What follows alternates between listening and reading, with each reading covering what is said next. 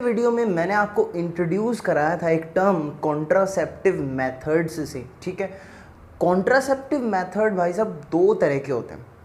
अगर आपको कॉन्ट्रासेप्शन करना है, मतलब आपको प्रेगनेंसी को प्रिवेंट करना है, नहीं होने देना है, तो क्या करना चाहते हो आप? कुछ टाइम के लिए प्रेगनेंसी को प्रिवेंट करना चाहते हो या फिर आप टर्मिनेट करना चाहते हो कि मैं मतलब आगे कभी प्रेगनेंसी हो ही नहीं। ठीक है, अगर आप परमानेंट तरीके से प्रेगनेंसी को प्रिवेंट करना चाहते हो या फिर प्रेगनेंसी नहीं होने देना चाहते परमानेंटली, तो वो परमानेंट मेथड्स में इंक्लूड होता है। इसमें हम वो मेथड्स पढ़ेंगे जिनको यूज़ करने से परमानेंटली हमें छुटकारा मिल जाता है परेशानी से। और दूसरे नंबर पर टेम्पररी या फिर स्पेसिंग मेथड्स। टेम्पररी नाम से समझ में आ रहा है, टेम्पररी स्पेसिंग मेथड्स मतलब ये कुछ समय के लिए, या फिर अगर आपको टेम्पररली प्रेगनेंसी को प्रिवेंट करना हो तो आप ये मेथड्स यूज़ कर सकते हैं। ये कौन से हैं? इनमें सबसे पहले आपके सामने लिखा हुआ है, देखो, केमिकल मेथड्स। केमिकल मेथड, ठीक है, मतलब इसमें क्या होगा? ऑब्वियस सी बात है यार, केमिकल्स का यूज़ होगा। यहाँ पर केमिकल्स का यूज़ किया जाएगा। Chemicals are used as spermicidal agent. ठीक है, मतलब केमिकल्स को स्पर्मिसाइडल एजेंट की तरह यूज़ किया जाता है। स्पर्मिसाइडल मतलब इस वर्ड का मतलब होता है स्पर्म, और साइडल मतलब जो स्पर्म को किल करे। मतलब ऐसे केमिकल, स्पर्मिसाइडल केमिकल कौन से होते हैं? स्पर्मेसाइड्स कौन से होते हैं? जो स्पर्म को किल करें, उन केमिकल्स को स्पर्मेसाइड्स बोलते हैं हम। तो chemicals are used as spermicide agent विच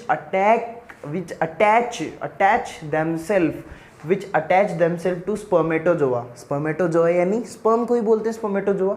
मतलब ये केमिकल क्या करेंगे? ये स्पर्मेटोजोआ से, स्पर्म से अटैच हो जाएंगे और फिर क्या करेंगे? उसको ऑक्सीजन अपटेक नहीं करने देंगे। उसको सराउंडिंग फ्लूइड से ऑक्सीजन अपटेक नहीं करने देंगे। ये केमिकल्स स्पर्मेटोजोआ से अटैच हो जाएंगे, उसको ऑक्सीजन नहीं लेने देंगे और बेचारे का दम घोट के मार डालेंगे।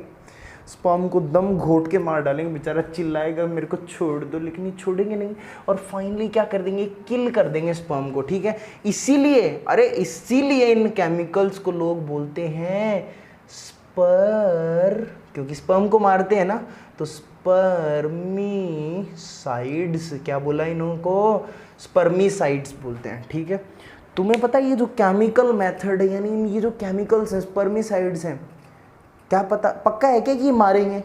ये फेल भी तो हो सकते हैं, तो इसलिए इनकी फेलियर रेट होती है, मतलब इनका फेल होने का चांसेस रहते हैं।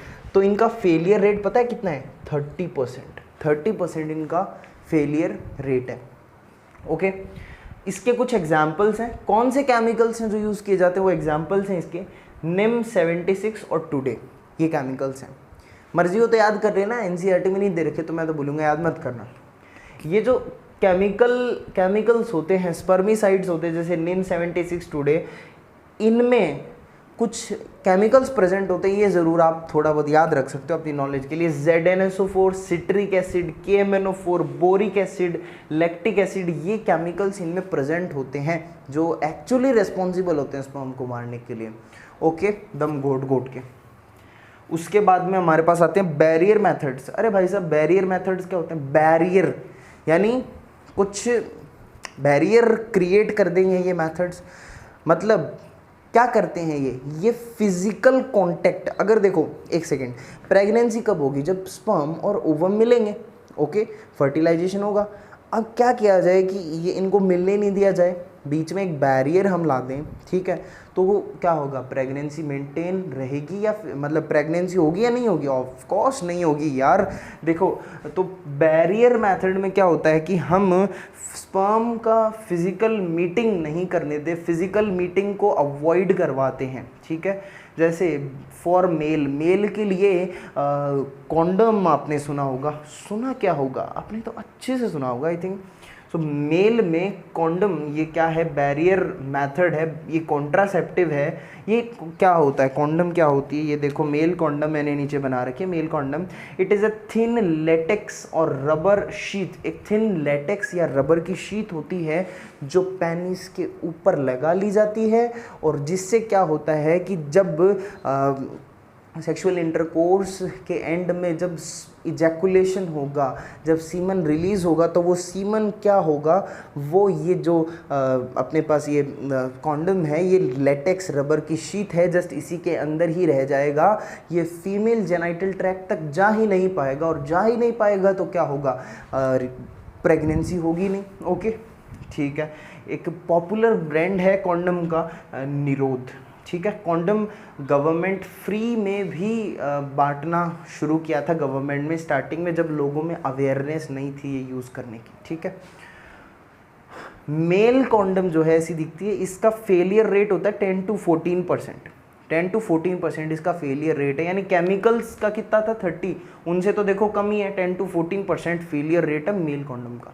और फीमेल कॉन्डम का फेलियर रेट कितना है बोलो, फीमेल कॉन्डम का फेलियर रेट है 5 to 15%, देखो 5 to 15% फीमेल कॉन्डम भी होती है। इसको कहाँ लगाया जाता है, वेजाइना के अंदर, फीमेल रिप्रोडक्टिव ट्रैक्ट के अंदर। ओके, आजकल जो कॉन्डम है ये कॉन्ट्रासेप्टिव मेथड बड़ा फेमस है, बड़ा चलता है आजकल, ये चलता नहीं दौड़ता है। क्यों दौड़ता है, इजीली अवेलेबल है, और वो सारी प्रॉपर्टीज़ तो ये जो हमने स्टार्टिंग में डिस्कस की थी वो तो ये फॉलो करता ही, और उसके साथ साथ में एक बड़ा बम्पर ये एडवांटेज देता है। वो एडवांटेज क्या है कि हमें सेक्सुअल ट्रांसमिटेड डिजीज़ से प्रिवेंट करता है, एसटीडीज़, एड्स, गोनोरिया, साइफिलिस, इनसे हमें प्रिवेंट करता है। Also prevent from sexually transmitted diseases.